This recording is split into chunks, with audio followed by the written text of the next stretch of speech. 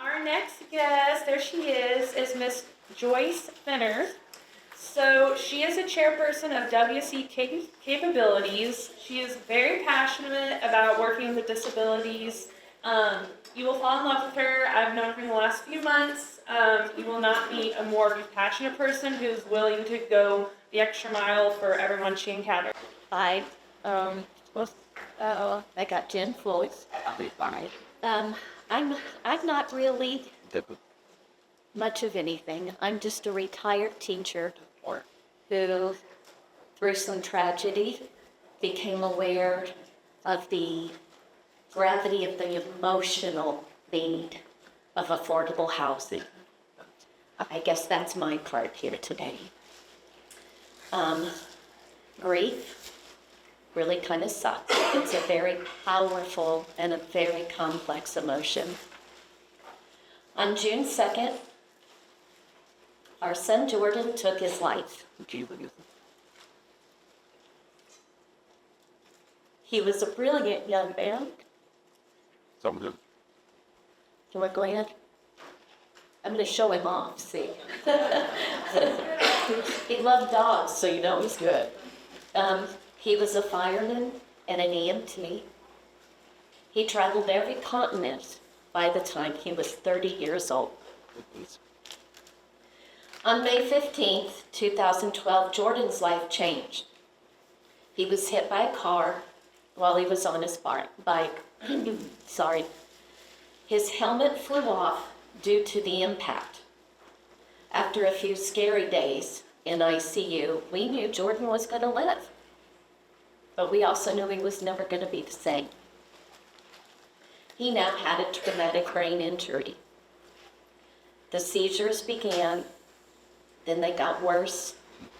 He couldn't any longer do the work that he loved as a fireman or EMT. But he still continued to feed the homeless in downtown Gainesville, Florida. He still had that need to serve others. He was so giving. Where do I go now? What can I do? He would ask. Well, he went back to school and he earned a degree in culinary arts. He said it was just a delicious science and he craved knowledge. He studied with Farron Adria. I don't know if you're familiar with him. His wait list to get into his restaurant in Spain is 2 years. Pretty special guy. And he went to Africa to learn some new skills in cooking.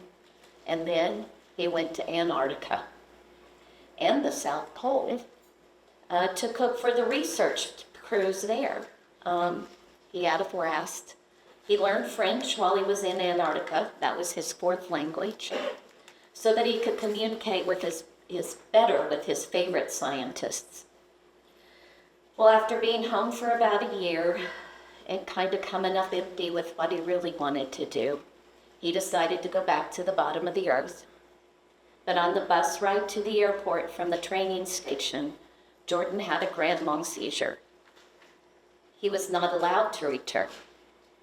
No job, no way to pay bills. He had to move home, and this really hurt him.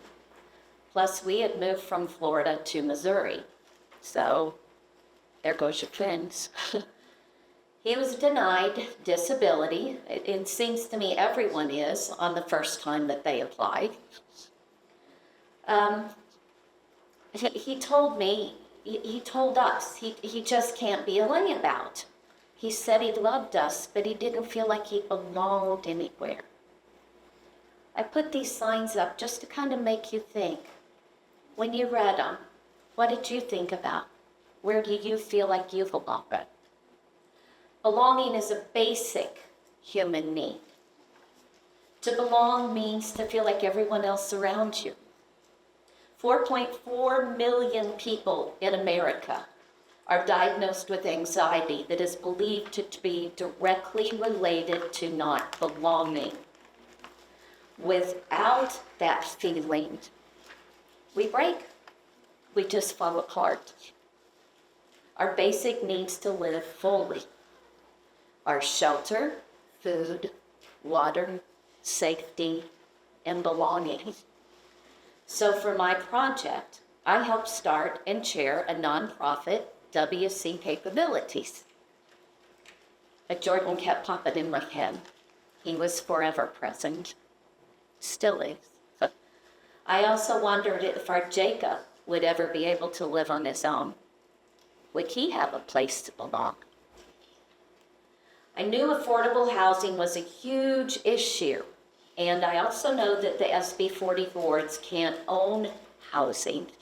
They can help with the costs incurred, and you can work directly with them, but they cannot directly own.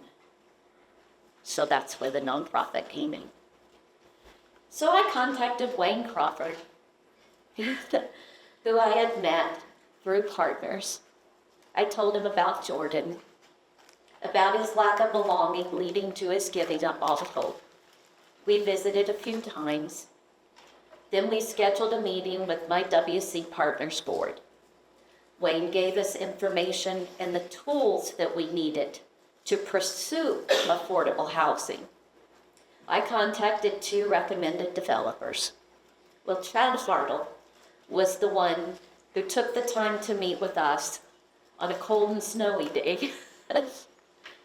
I did a lot of research on Chad, and it led me to nothing but amazing accolades. A man with a big heart. So 4 of us, myself and 3 other members on my board, went to St. Genevieve to see some of his housing projects. And that his company had built, or an old school he had restored. We needed what we saw, and we knew we needed what we saw. I shared with Chad and his wife Jordan's stories, and this is really the beginning of Jordan's place in Marshfield. If you're not familiar, it's the affordable housing we're building there. Has 40 units. It's the most beautiful place in the world. After several meetings, this is what you have to look forward to. A couple of 6 to 7 hour paperwork days, much overnighting of packets, of proposed project papers, we were ready to submit to MHDC. We didn't get our hopes up. Projects don't usually get funded on the first try. I had developed a relationship with Senator Carla Esslinger through my partner's communications. Let me tell you, reaching out to your legislators makes a huge difference.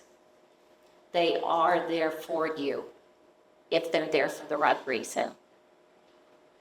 Senator knew that our application was being presented, and I learned afterwards that she could feel the importance of Jordan's place. So she placed our proposal on top, and she communicated the need for this proposal. Katrina Detherow, Clyde Ross, and I were in Portland on a day I got the message from Chad. I still have it on my phone. It simply says, application accepted. I ran to Katrina's car crying and squealing, and it was joy, but people couldn't tell. There were onlookers, and they stopped because they thought something was wrong and something horrible was happening. And then something beautiful happened on January the 4th. We broke ground on Jordan's place.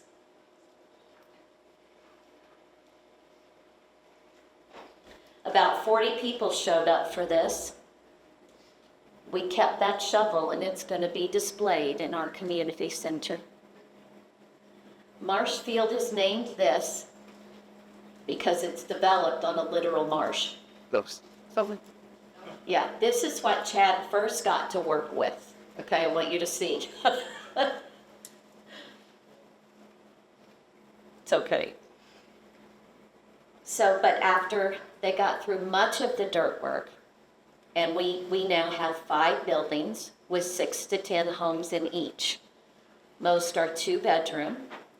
Jordan's place is accessible. The kitchen, eating area, and the living room are all this open concept, and it feels so big and wonderful. And we even have storage. You get storage. And walk-in closets. There's an enclosed furnished laundry area that's located within it's a really big, nice bathroom. So handy. I should have done this at my house. We even have marble windowsills. Each home it's beautiful, and that's what it's going to be, is a home. There's going to be parking right at your front porch. This is our community center. It's going to be a very active place for the entire community, because as you know, inclusion rocks. It's what we need. We have gone from this to this. Now, Chad has done all the hard work. He's the one that's the true gift. But one thing I want you to take away from what I've said is that you should never doubt the power that a small group of determined people have. Thank you. Well, to follow her, we have Chad Hartle. He's the president of RHC Development Incorporated. He has over 35 years of experience in affordable housing development with 64 tax credit awards and 42 developments across the Midwest. Okay, that's hard to follow. Thanks, Joyce. That was wonderful. My name's Chad Hartle. I'm from Jackson. I'm an affordable housing developer. I became involved in affordable housing in 1987 with a 48-unit senior development that was financed by rural development. In 1989, I started developing affordable housing, with my first development being in Perryville. I became a general contractor in 1992 and currently have $74 million worth of construction going on in Missouri of just affordable housing. So we're making some progress. We could build twice that many though, and we would keep up with the demand. I'm in 20 different communities. I've partnered with 16 different nonprofit entities over the years. Those partnerships have enriched me and broadened my understanding of the issues we face in housing. I have the utmost respect for everyone in this room and the passion you share for helping others. What I do is, from my view, what I do is the easy part. What you guys do is the hard stuff. And I can't say enough on how much I respect what you do every day, and hopefully can help a little bit with housing. Jordan's Place is a unique development that truly exemplifies how vision, drive, and determination can fill a need in a community. It took us 2 years from the time we started until we finally broke ground. An inspiring journey that demonstrates the dedication required to bring this project to life. To give you a better understanding of the process, I've put together a timeline that highlights the key milestones encountered along the way. What I'm really trying to say here in 9.5 minutes is, why does it take 2 years to get one of these from concept to breaking ground?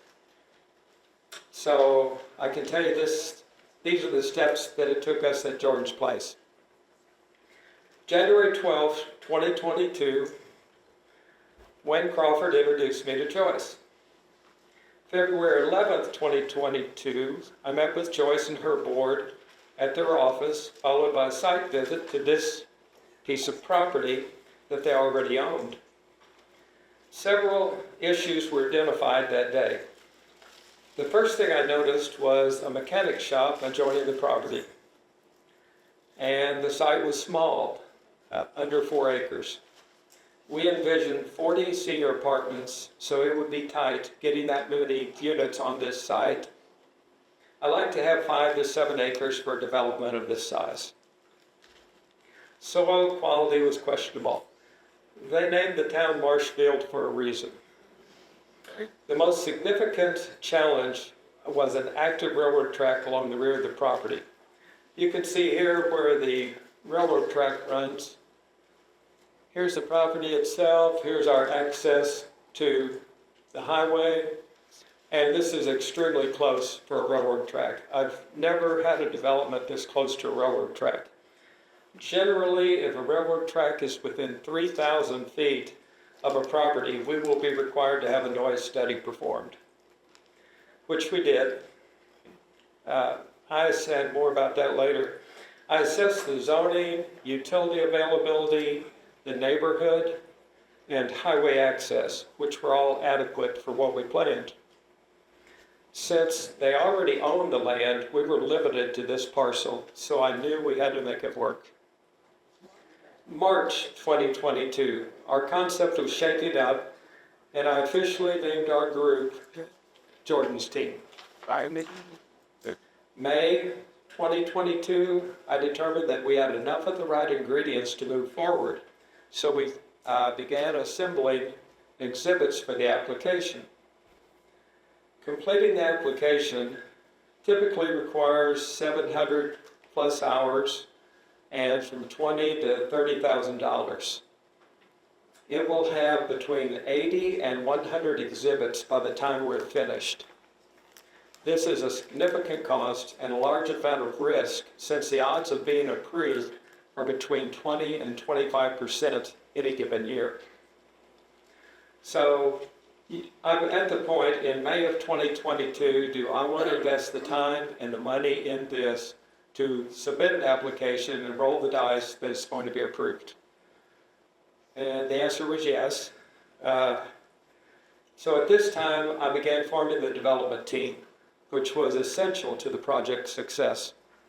My team members included our architect, attorneys, civil and geotechnical engineers, environmental and cultural resource professionals, a market study firm, state and federal investors, construction lender, green building and sustainable housing consultants, general contractor, management company, traffic study engineer, title company, dispersing agent, lead referral agency, and service provider.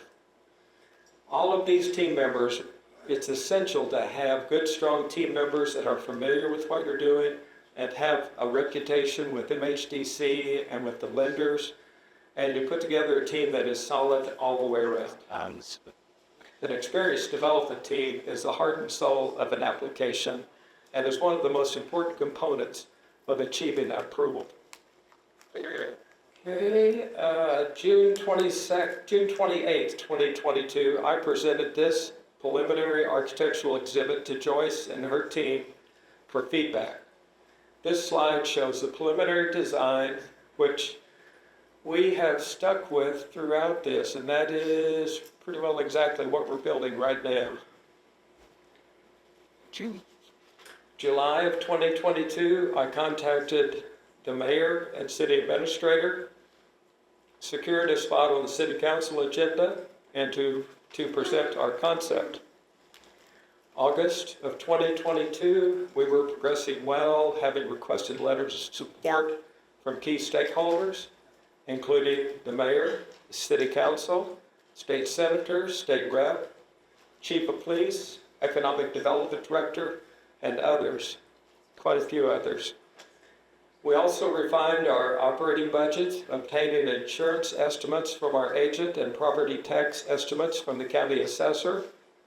And we refined our construction budget. Being in the latter part of COVID, that is difficult. We typically, we will always do our construction budget and our overall development budget usually around 2 years before you actually break ground. So we're trying to estimate 2 years from now what our costs are going to be for construction and all these other items. And the other items go up too. For example, civil engineering. I used to budget $35,000 for civil engineering. I think it was Jordan's place, as a matter of fact, that I put civil engineering out to bid. Several of the estimates were over $100,000, and I think we finally got it down to 50, which was about 15 or 20,000 more than I budgeted. So it's a challenge getting your budget right for what you're going to do in 2 years. I can't even get my Walmart shopping list arranged. Anyway, on August 22nd, 2022, the City Council issued a resolution of support for Jordan's Place. A resolution of support from the City Council is not a deal breaker. It helps you without a doubt, but I've developed a lot of properties that we have not had the support of the City Council. But it's just one more thing, one more arrow in our quiver when we're trying to get one of these approved. September 22nd of 2022, we submitted our application to MHDC for funding. Then we waited. And we waited. And we waited. Each one of those is a month, by the way. December 12th, 2022. Out of 115 applications statewide, ours was among the 33 that were approved by MHDC. That was the time to pop the champagne cork and roll up our sleeves. 2023 had many challenges. Many challenges. March 2023, our environmental review revealed that the site had 4 trees that were prime nesting area for the Indiana bat and northern long-eared bat. This slide shows the location of those trees. And I like this site. One of my first things on this site that I really liked was that it didn't have a lot of trees. But the northern long-eared bat loves trees that are dead, big, and that makes prime nesting area for them. Which that's not as much as a problem as the Indiana bat that can nest in any tree 3 inches round or bigger. So more about that later, but next slide. This is a little guy himself, all ready to go for Halloween. But we had 2 options at this point. Wait until November to begin construction, since April to November is prime nesting time for the bats, and we were prohibited from cutting down any trees during these months, unless we conduct a study of the trees to determine if they have any bat nesting activity. And we chose that option, especially since we only had 4 or 5 trees that were candidates for bat nesting, because we have to set an environmental at the base of that tree overnight to make sure that no bats are going back and forth from those trees.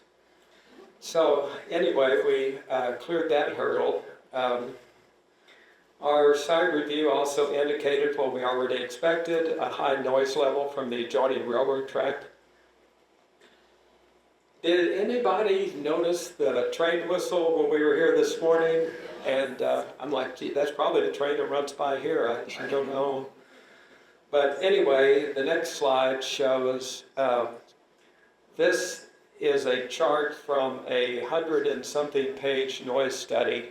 And it shows the noise calculations for walls that are perpendicular to the noise source and walls that are parallel to the noise source. All of these things cost money and take time.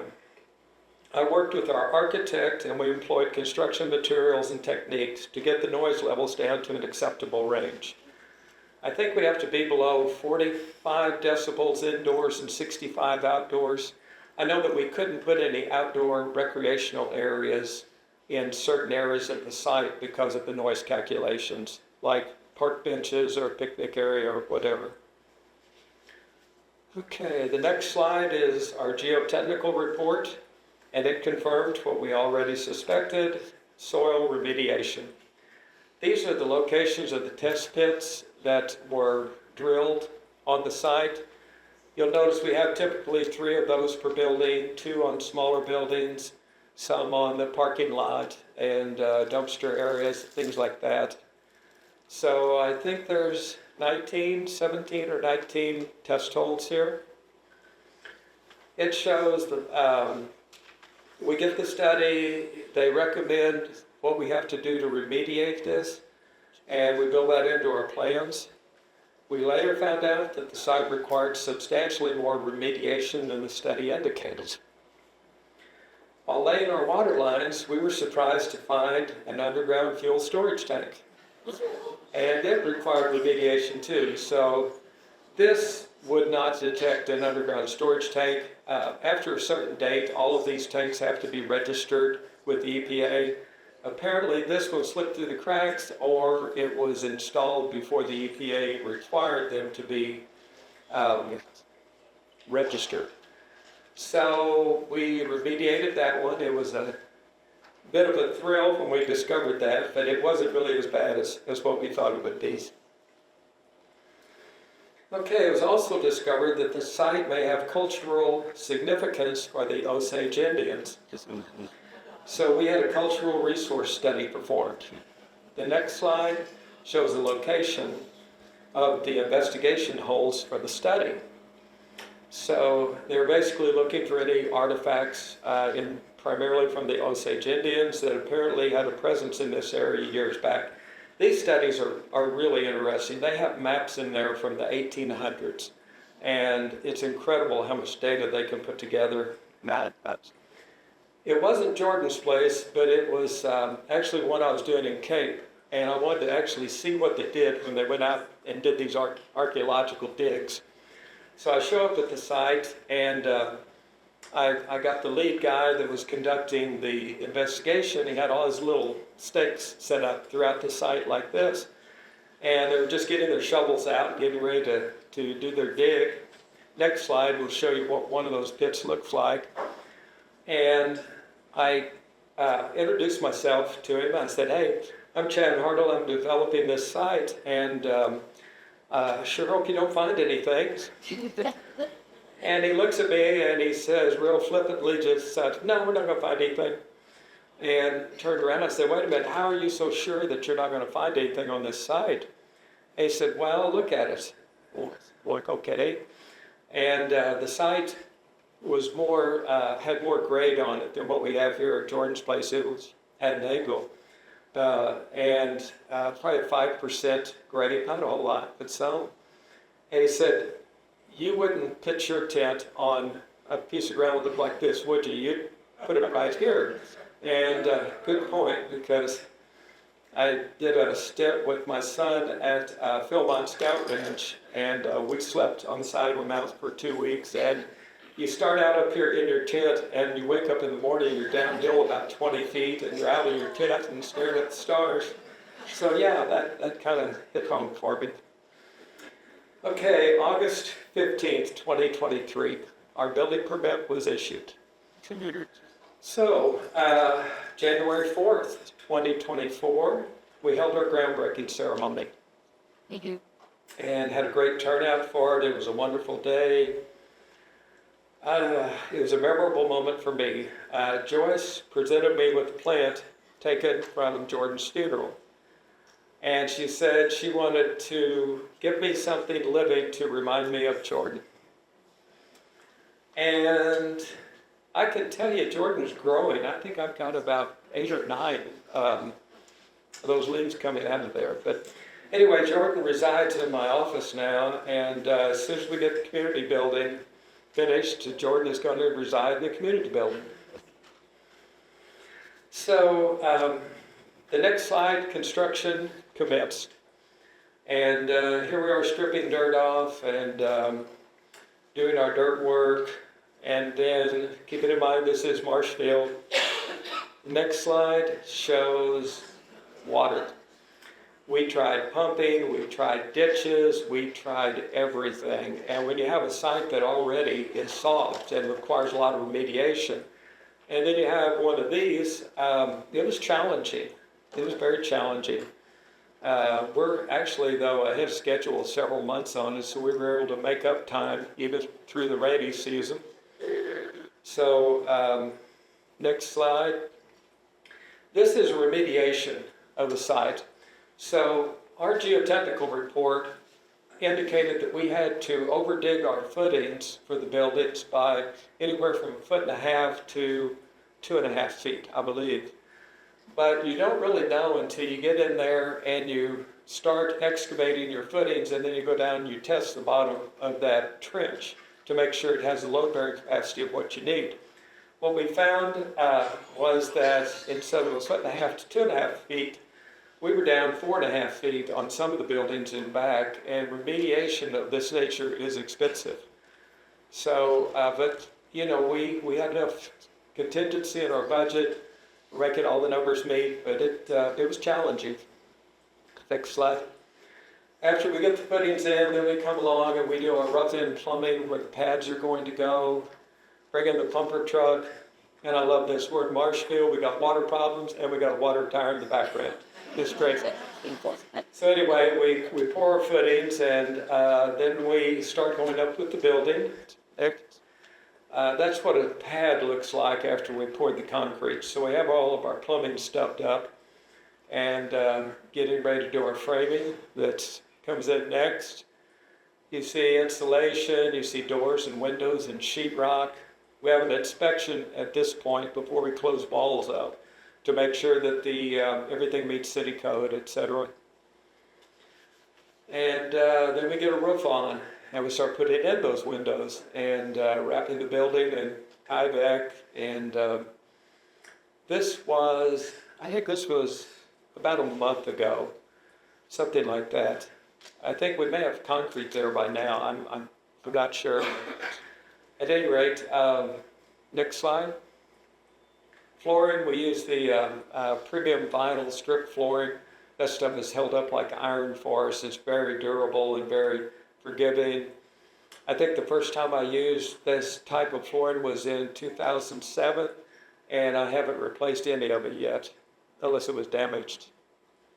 Next slide. So anyway, that's where we were as of October 2nd, and we're expecting completion early next year.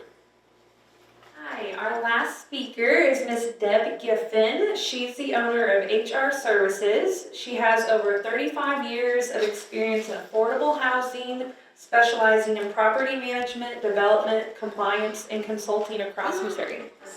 I'm up here to present on the management side of this development team. So our management team comes in after construction is complete, actually before construction is complete, so that there can be a transition to our team throughout the rest of the management period. But wanted to say this was my first opportunity to meet Joyce, and when I walked up to her, she said, "So you are one of my angels."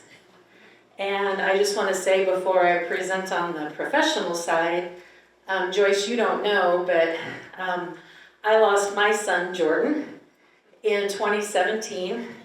So I do feel like there has been a divine connection made today, Joyce. So thank you for that. I had to get past that, but I did have to say it. But again, I cut my teeth in the affordable housing industry on the management side. I've been doing it since the early 90s, and we call that the private side of affordable housing. And then I was recruited to the Missouri Housing Development Commission that administers the low-income housing tax credits that we use to fund these projects. And I spent almost 9 years there before, so that's the public side. I've sat on both sides of the desk, and now I'm back out on the private side and have been since around 2009. I want to introduce Sarah Wells, who is my Director of Property Management. She's your other angel on the management team, Joyce. But we're super excited to be a part of this team and honored. And the role that we play, again, is to make that connection once construction is completing and rolling it into the management side, which actually is a 30-year period. But just wanted to say that it's our responsibility to carry the mission forward, to carry the development plan forward, to really understand what was intended so that we can honor that plan over the years. And what we do is we lease the units to qualified individuals, but even more importantly, we are the partner with your agency, Joyce, because we're going to work with those individuals that there have been set-aside units placed on the development in order to serve them. So we work hand in hand, day to day. I have over 50, I'm almost at 60 properties across the state of Missouri, over 2,500 units. Again, I've been doing it for a very long time, and we have a team of around 80 professionals. that work around the state for us. So that really kind of sums it up. I know that a lot of emphasis has been placed on the development side and the financing side today, and I think it's appropriate to wrap up with the management side, knowing that we carry it through. The affordability period is typically 30 years, and so we're doing that lease up. We're making sure that the credit deliveries are happening, that again, we're scheduled 2 years prior, and you're just following all of those steps through. So, thank you for allowing me to be here.